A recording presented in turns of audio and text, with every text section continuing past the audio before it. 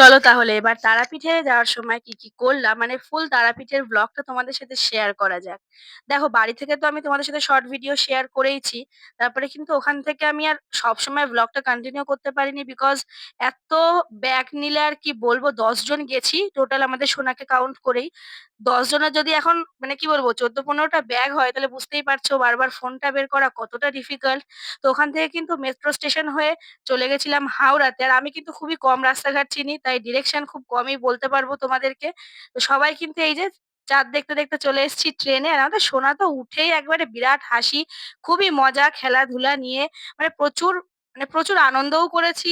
একটু কষ্টও হয়েছে, মায়ের কাছে গেলে আর কিসের কষ্ট, এইটুখানি কষ্ট যদি নাই করতে পারি জীবনে, তাহলে আর কেষ্টটা পাবো কি করে বলো তো। তো উঠেই কিন্তু এই যে দিদিরা খাবার দাবার কিনে নিয়ে চলে এসছে, আর আমি তো প্রচুর খিদে পেয়েছে কারণ বাড়ি থেকে কিচ্ছু খেয়ে যাওয়ার টাইম পাইনি। ওই যে কথায় বলে না, যেদিন তাড়াহুড়ো থাকে সব থাকে, তো স্কুল করেছি, তারপরে গেছিলাম পার্টি মেকআপে, ওখান থেকে সিধা বাড়ি এসেই মানে ড্রেসটা চেঞ্জ করে চলে গেছিলাম, মানে ট্রেনের উদ্দেশ্যে বেরিয়ে গেছিলাম। তো উঠে একটু কিছু খেয়ে নিলাম যাতে অন্তত পেটটা তো ঠান্ডা হয়। আর পেট ঠান্ডা হলে তো মাথা ঠান্ডা হবেই।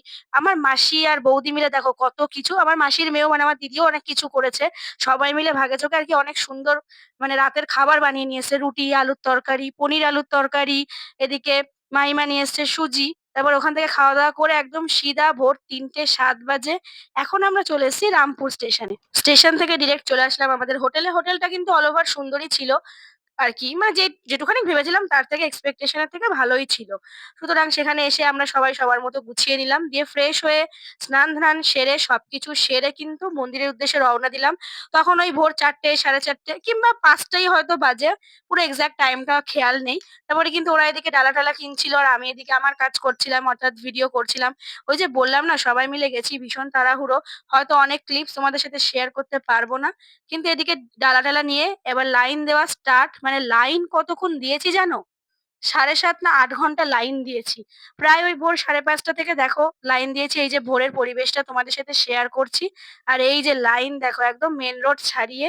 জীবনে কোনদিন এরকম লাইন দিইনি। এই তারাপীঠে এসে যা দিয়েছি।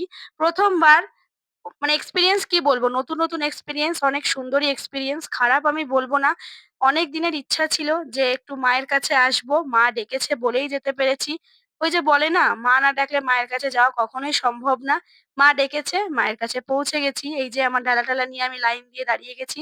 লাইন শেষই হচ্ছে না। সেই ভোর ৫:৩০ থেকে বেজে গেছে প্রায় ২টো, দুপুর না ২:৩০ আমরা হয়তো পুজোটা দিয়েছি। এবার কিন্তু আমরা অনেকটাই কাছাকাছি চলে এসেছি। লাইনে দাঁড়িয়ে একটা জিনিসই ভাবছিলাম কখন মায়ের কাছাকাছি যাবো। মা কিন্তু প্রচুর ধৈর্যের পরীক্ষা নিয়েছে আমাদের। এই যে আমি, বৌদি, পিছনে জামাইবাবু সবাই কিন্তু মানে লাইন-টাইন দিয়েছি। এদিকে দেখো এই যাচ্ছে মায়ের মানে মায়ের জায়গায় পৌঁছে গেছি। মায়ের বাড়িতে বলতে পারো। তারপরে পুজো-টুজো কমপ্লিট করে বসে গেছি ভোগের প্রসাদ খেতে। সত্যি ভাবতে পারিনি ভাগ্যে ভোগের প্রসাদ লেখা থাকবে। হয়তো মা চেয়েছেন তাই আছে। আর তারপরে একটু মন্দিরের চারপাশটা একটু ঘুরলাম। আর প্রচুর দেরি হয়ে গেছিল যার কারণে বেশিক্ষণ আর কিছু ক্লিপস নিতে পারিনি। এদিকে কিন্তু আমি তারপরে একটু আ ভিডিও ক্লিপস নিচ্ছিলাম মানে রিলস শেয়ার করব বলে। তারপরে কিন্তু ওই হোটেলে-টোটেলে গিয়ে খাওয়া-দাওয়া সেরে ফ্রেশ হয়ে পরের দিন সকালে একদম ভ্লগটা কন্টিনিউ করছি। পৌঁছে গেলাম স্টেশনে বাড়ি আসার উদ্দেশ্যে। তো তোমাদের পুরো ভিডিওটা কেমন লাগলো? কমেন্ট করতে ভুলো না। জয় মা তারা।